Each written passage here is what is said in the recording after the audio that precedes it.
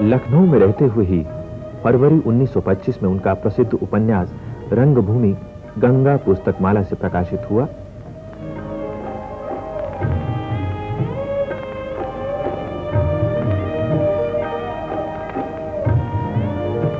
पुस्तक में एक विज्ञप्ति भी छापी गई जिससे ज्ञात होता है कि उपन्यास की 5000 प्रतियां छापी गई थीं।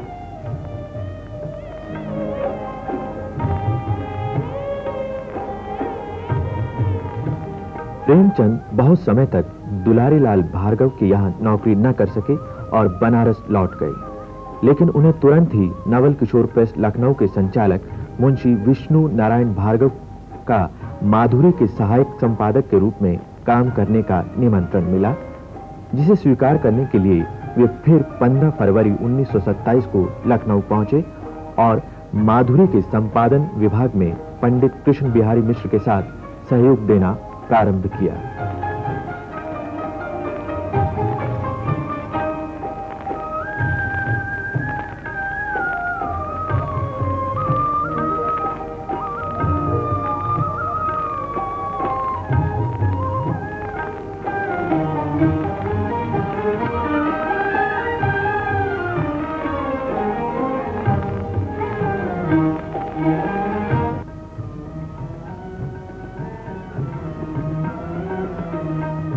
नवल किशोर प्रेस का भवन आज भी लखनऊ में सुरक्षित है।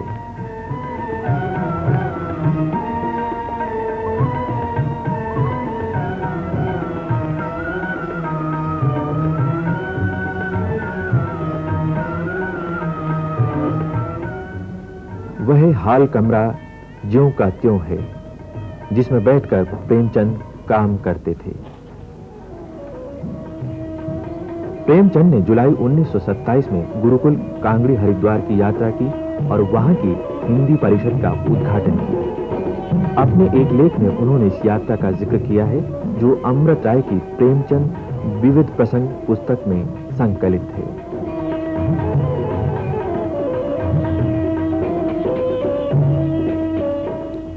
लखनऊ के ही दिनों में उनकी कहानियों के अनुवाद 1928 में जापानी भाषा की पत्रिका केजो में छपे। जापान टाइम्स टोक्यो में काम कर रहे भारतीय क्रांतिकारी केशुराम सबरवाल ने ये अनुवाद किए। प्रेमचंद ने अनुवाद कार्य के लिए सहर्ष अनुमति दी और केशुराम जी को बधाई पत्र भेजा।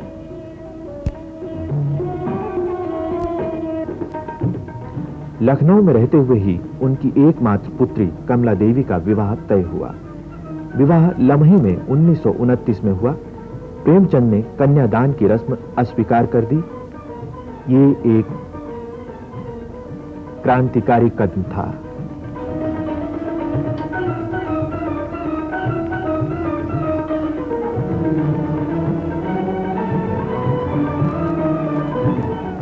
लखनऊ रहते हुए ही हिंदी के सुप्रसिद्ध कथाकार जैनेन्द्र कुमार से भी उनका परिचय हुआ। जैनेन्द्र ने गुजरात जेल से उसी समय प्रेमचंद को एक पत्र लिखा।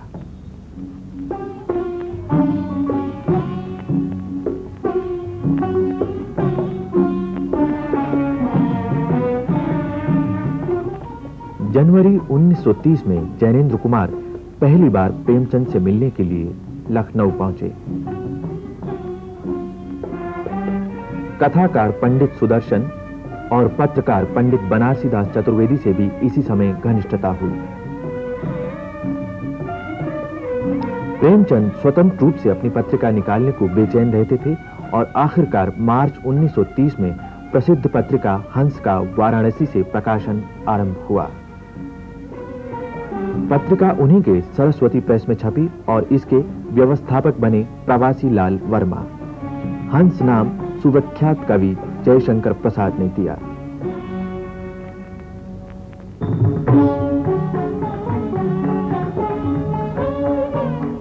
विदेशी दास्ता के खिलाफ प्रकाशित हंस के लेखों से बौखलाकर अंग्रेजी सरकार ने हंस पर सेंसर लगा दिया। तब का छपा ये अधूरा अंक पाठकों तक इसी रूप में गया। स्वाधीनता संग्राम में उनकी पत्नी ने भी उनका साथ दिया और वे 9 नवंबर 1930 को लखनऊ में पिकेटिंग करती हुई गिरफ्तार हुई। उन्हें 2 महीने की सजा हुई। स्वाधीनता संग्राम में अपनी हिस्सेदारी के कारण प्रेमचंद अनेक राष्ट्रीय नेताओं के संपर्क में आए।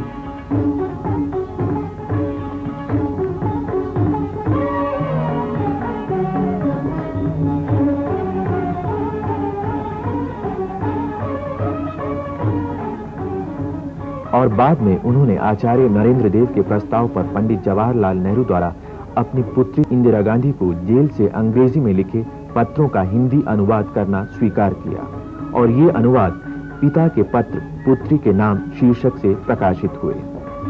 इसकी भूमिका पंडित नेहरू ने लिखी, जिसमें उन्होंने प्रेमचंद का आभार भी प्रकट किया।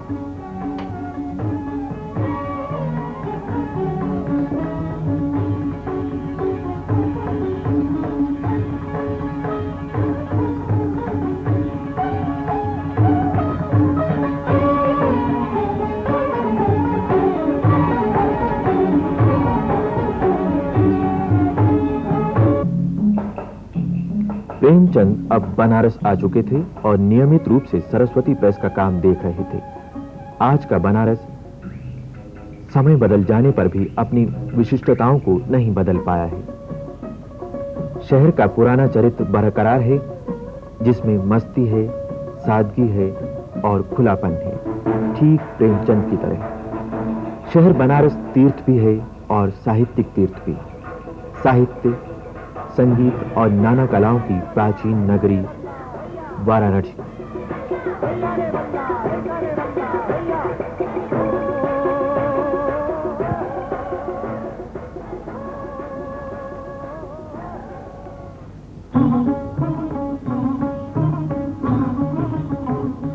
सरस्वती प्रेस के प्रकाशनों की बिक्री के लिए ही बनारस में एक विक्रय केंद्र खोला गया था।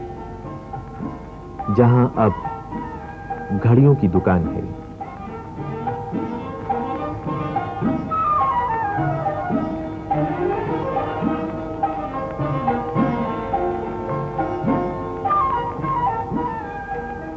बनारस में जमकर रहने की सुविधा के कारण उनका जयशंकर प्रसाद से नियमित मिलना होता था। मित्रगणों की मुलाकात दाल मंडी स्थित प्रसाद जी की बैठक में होती थी। अपने तबके में प्रसाद जी सुंगनी व्यापारी होने के कारण सुंगनी साहू के नाम से जाने जाते थे। दुकान आजकल उनके पौत्र चला रहे हैं।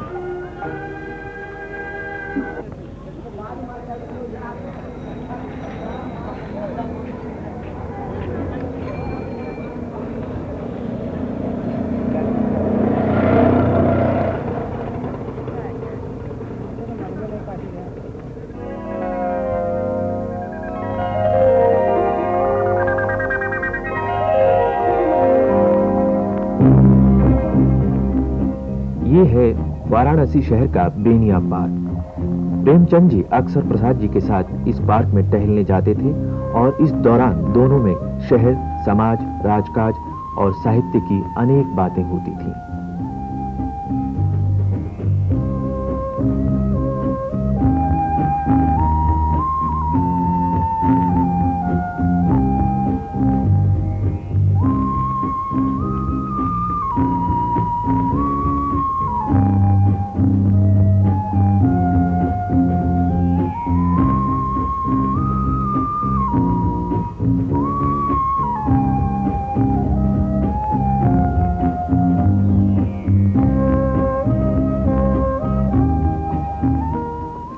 हंस से प्रेमचंद संतुष्ट नहीं हो पा रहे थे। वे साप्ताहिक पत्र भी निकालना चाह रहे थे कि तभी उन्हें जागरण के संपादन का अवसर मिला, जो उनके संपादन में 2 वर्ष निकला। उनका संपादित अंतिम अंक 28 मई 1934 को प्रकाशित हुआ।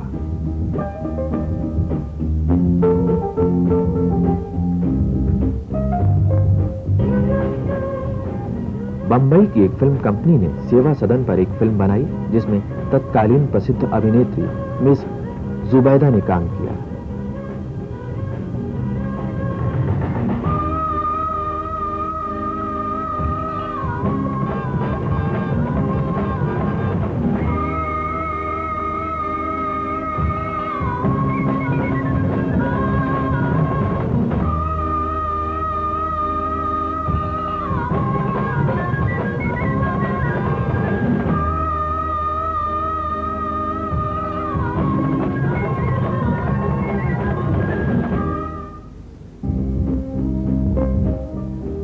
इस फिल्म का उस समय जोर शोर से प्रचार किया गया और इस बहुचर्चित फिल्म का नाम था बाजारे हुस्न।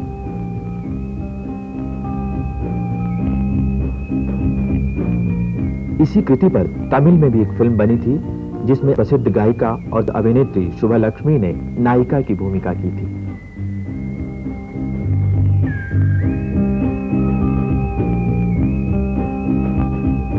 इसके बाद 1 जून 1934 को वे फिर बंबई पहुंचे और उन्होंने अजंता सिनेटोन कंपनी में नौकरी कर ली।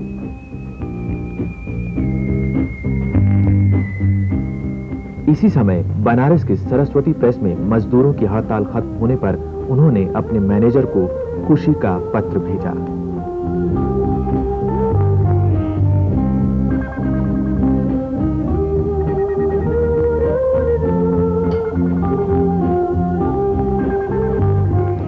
बंबई से वे 27 दिसंबर 1934 को दक्षिण भारत की यात्रा पर पत्नी के साथ गए और मद्रास में दक्षिण भारत हिंदी प्रचार सभा में दीक्षांत भाषण दिया। लौटते हुए वे मैसूर में प्रसिद्ध हिंदी प्रचारक डॉक्टर हिरण्यमय से मिले। 1935 में हंस भारतीय साहित्य परिषद का मुखपत्र बना। के.एम. मुंशी और प्रेमचंद जी इसके संपादक हुए।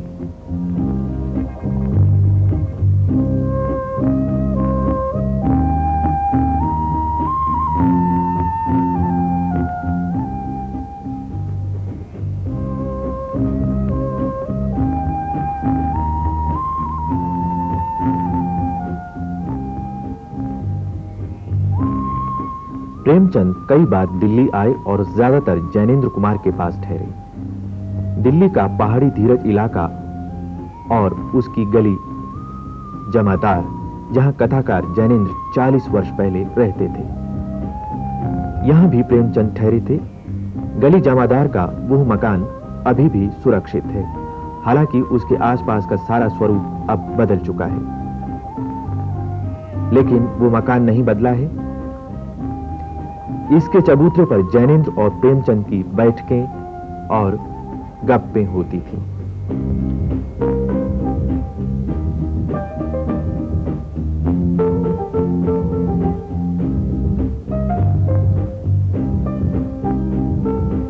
दिल्ली यात्रा का एक और प्रसंग, उनकी डायरी के अनुसार वे 4 मार्च 1936 को बनारस से चलकर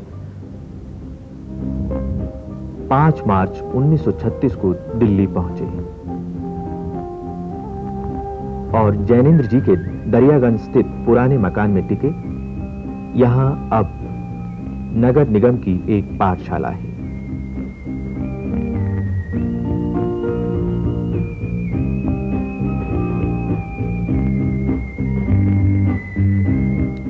अगले दिन वे सिविल लाइन स्थित आकाशवाणी में अपनी कहानियां रिकॉर्ड कराने गए।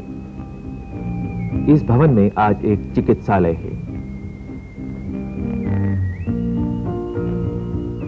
इसी दौरान दिल्ली का ऐतिहासिक लाल किला और वास्तुशिल्प की बेजोड़ मिसाल कुतुब मीनार भी उन्होंने देखी।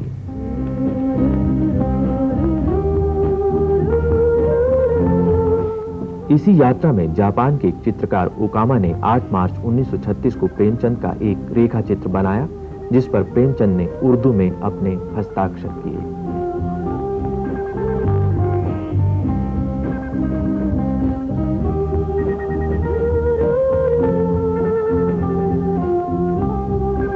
उनकी डायरी के अनुसार 11 मार्च 1936 को उनका प्रसिद्ध उपन्यास गोदान प्रेस में गया।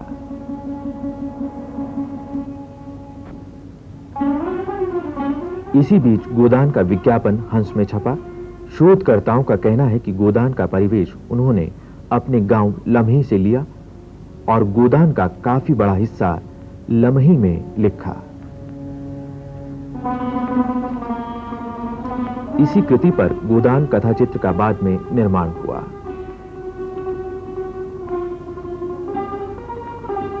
प्रेमचंद के गोदान एवं अन्य कृतियों का आज विश्व की अनेक भाषाओं में अनुवाद हो चुका है।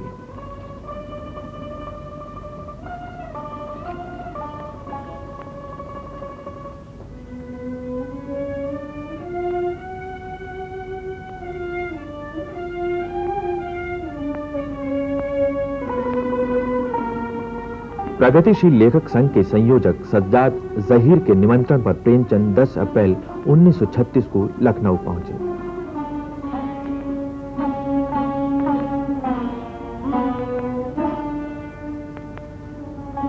जहां उन्होंने प्रगतिशील लेखक संघ के पहले अधिवेशन का उद्घाटन किया।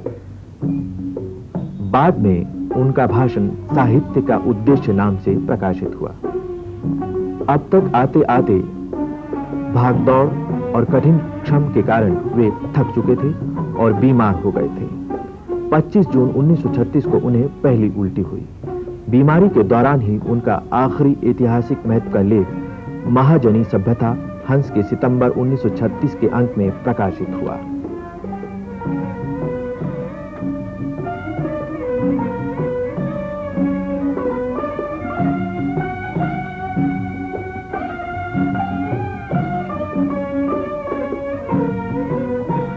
बीमारी से तंग आकर अत्यंत तकलीफ के क्षणों में उन्होंने अपने सबसे बड़े दोस्त मुंशी दया नारायण निगम को बुलवाया और उनसे गले लगकर मिले।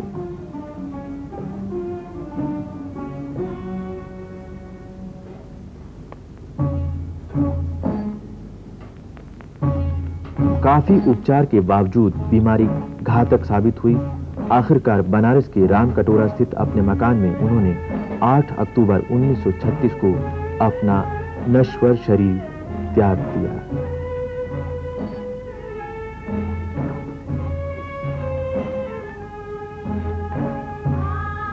इसी कमरे में उनका निधन हुआ था। उनकी शव यात्रा में अनेक साहित्यकारों के अलावा जयशंकर प्रसाद और जैनेन्द्र कुमार भी शामिल हुए।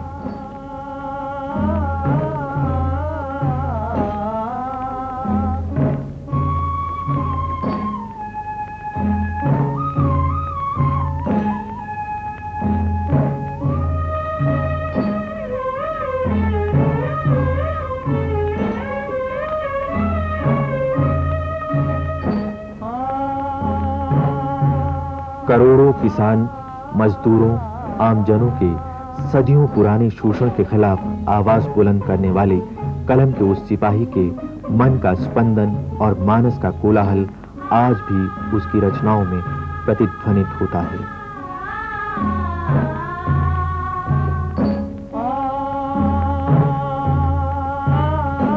मरने से एक दिन पूर्व प्रसिद्ध कला समीक्षक लेखक स्वर्गीय राय कृष्णदास ने 20 जुलाई 1980 को प्रेमचंद के बारे में अपने अंतिम शब्द कहे। मैं दूसरे साहित्यिक जो सबसे बड़े थे यहाँ वो प्रसाद जी थे और उन लोगों की विचारधारा बिल्कुल अलग थी। प्रेमचंद जी अक्सर कहते थे कि तुम तो गड़े मुर्दों को निकालते हो। वो जो नाटक इत्यादि उन्होंने लिखे अजातशत्रु वगैरह, कुछ आजकल की चीज लिखो, और कोई खास साहित्यिक नहीं था। और उन लोगों की विचारधारा राष्ट्रीय भावना में तो एक थी, लेकिन इसमें लेखन में अलग अलग थी। तो वो लोग अक्सर ये बिनिया पार्क में सवेरे टहलने जाते थे और कला भवन में उसका एक फोटोग्राफ भी है। तो प्रेमचंद जी उनसे यही बार बार वो रहना देते थे कि तुम तो गड़े मुर्दों की हड्डी निकालते हो, इससे क्या होगा।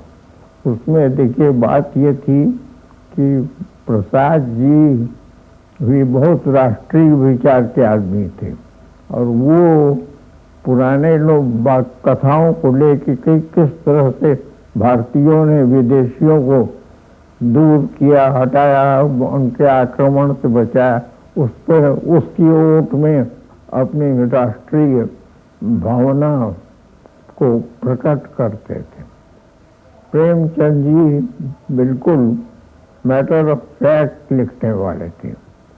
तो बल्कि उन्होंने प्रेमचंद जी ने एक दिन उनसे कहा कि आप